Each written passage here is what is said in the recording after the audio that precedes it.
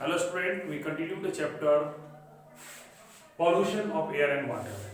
In previous video we discussed on the air pollution. Today we discuss on the water pollution.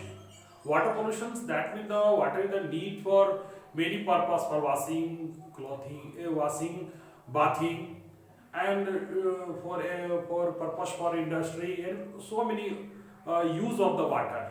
After use of the water, they get polluted. वो क्या होता है कि बार बार वो ज़्यादा use होने पर वो क्या होता है, वो पॉल्यूटेड हो जाता है। लेकिन अगर कम हो तो वो कहने का मतलब है कि जितना वो रिसाइकलिंग हो सकता है, लेकिन अगर बहुत ज़्यादा ही हो जाता है तो यानी कि बहुत ज़्यादा मात्रा में मिलना ही कहता है वाटर का पॉल्यूशन। दैट मीन्स कि बहुत harmful chemical substance when mixed with the water, that water get polluted. That process is called water pollution. इसको हम लोग वाटर पॉल्यूशन कहते हैं।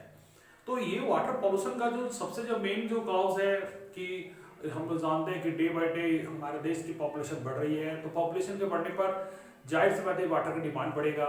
तो वाटर का जब यूज़ करते हैं लोग तो जाहिर सी बात है वाटर ज़्यादा पॉल्यूटेड होता है, तो उससे ज़्यादा मात्रा में सीवेज बनते हैं। क्या कि जितना भी आपका कोई भी जो शहर हो उसमें जितने वो पानी यूज़ करेंगे तो फिर वो गंदा होगा, और फिर वही पानी जब नदियों में जाता है तो वो पानी को पॉल्यूटेड करता है।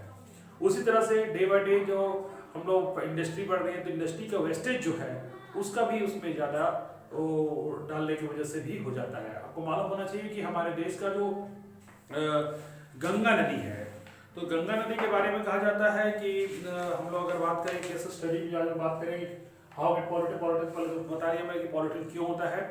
और उसमें अगर केस स्टडी के तौर पर अगर आप गंगा को देखें तो गंगा का जो गंगा जो है जिसको ये World Wide Fund of Nature ने कह दिया कि they are the endangered river of the world, क्योंकि जिस जगह से ये गुजरता है उसमें बहुत से फैक्ट्रियां, और खासतौर से जो जब ये यूपी से जाता है, यूपी का जो कानपुर जो एरिया है, कानपुर द मोस्ट पॉल्यूटेड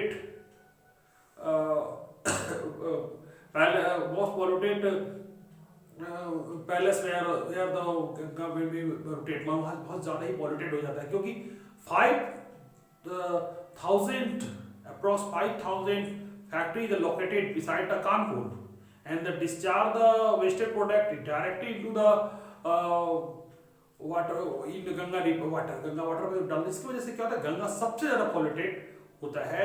और हमारे ये कानपुर में इसीलिए, और एक बात और भी है कि हमारे देश की जो सोच और समझ भी है उसको भी चेंज करना पड़ेगा, क्योंकि हम लोग नदी को माँ मानते हैं, गंगा माँ, और सारी गंदगी को उसी में हम लोग डालते हैं। माँ को गंदा करना क्या अच्छा बात है? ये सोच हमें चेंज करना पड़ेगा। जब सब लोग इस बात को सोचेंगे कि जब उसको माँ मानते हैं, क्योंकि विदेशों में सिर्फ नदी को रिवर ही कहा जाता है, फिर भी वहाँ पर नदी को स्वच्छ और साफ रखा जाता है, तो क्या हम नहीं रख सकते हैं? जब हमारा विचार जब उसको माँ मानने का है, जब उसको एक माता के रूप में मानते हैं, तो हमें भी एक फर्ज बनता है कि उसको भी पॉल्यूटेड, अगर सारे लोग उस पर सोच ले तो ऐसा नहीं होगा। हम सारे लोग सोच ले, हमारे देश की सरकारें सोच ले, तो ये अब देखिए धीरे धीरे कुछ हो रहा है। और आने वाले दिनों में, कहने का मतलब वैसे तो 1985 में गंगा को साफ करने के लिए सिस्टम जो एक मुहिम चला गया था, गंगा एक्शन प्लान, लेकिन वो पूरी तरह से साफ नहीं कर पाया। तो साफ होने के लिए जरूरी है कि पहले तो बात होता है कि जो उसमें मिक्स हो रहा है गंदगी उसको ट्रीटमेंट करके डाला जाए, यानी कि कहा जाता है जितने भी सीवेज है जो गंगा में डायरेक्ट वो खुलते हैं उसको वो ट्रीटमेंट, इंडस्ट्री का जो वेस्टेज है उसको भी ट्रीटमेंट करके डाला जाए वाटर बॉडी में, तो ऑटोमेटिकली है कि इस प्रॉब्लम का सॉल्यूशन हो जाएगा। यानी कहने का मतलब कि when we take the some action for the cleaning of the Ganga, ये गंगा मस्ट होगा ही क्लीन, क्योंकि अगर हम लोग इतना सही कोशिश सही सोच अगर रखेंगे तो गंगा जरूर क्लीन होगा। क्योंकि जो सबसे ज़्यादा जो आपके जो कानपुर में चमड़े का उद्योग है, तो उसके जो गंदगी ज़्यादा होती है, इसकी वजह से ज़्यादा पॉल्यूटेड होता है। तो जिस जगह पर वो ज़्यादा पॉल्यूटेड होता है उसको चिन्हित करके सरकार भी कोशिश कर रही है कि अब ज़्यादा गंदगी ना हो, क्योंकि वाटर का पॉल्यूशन होना ये बहुत इफेक्टेड करता है। ठीक है, अब हम लोग बात करते हैं कि water the portable water and how can water be purified. Portable water क्या होता है? That is the water the fit for drinking. जो वाटर फिट होता है पीने लायक उसे हम लोग कहते हैं पोर्टेबल वाटर। अब कैसे साफ होता है? तो पहली बात देखिए कि जितना भी आपका ये वाटर जो होता है जब पीने के लिए हम लोग नदियों से, जैसे आप यहाँ पर कन्हा नदी है जिससे पानी को हम लोग फैलाते हैं, और उसके बाद डिकंटेशन एंड सेडिमेंटेशन प्रोसेस से उसको गुजारा जाता है। फिर उसके बाद उसमें जल्दी होने के लिए लोडिंग प्रोसेस भी हम लोग करते हैं, फिटकरी जो पोटासियम यूज किया जाता है। उसके बाद after the lastly we use the chlorination process. Chlorination process के प्रोसेस क्या होता है? पानी पूरी तरह कीटाणु रहित हो जाता है और they are the fit for the drinking. तो ये तरीके होते हैं पानी को फिट करने के लिए।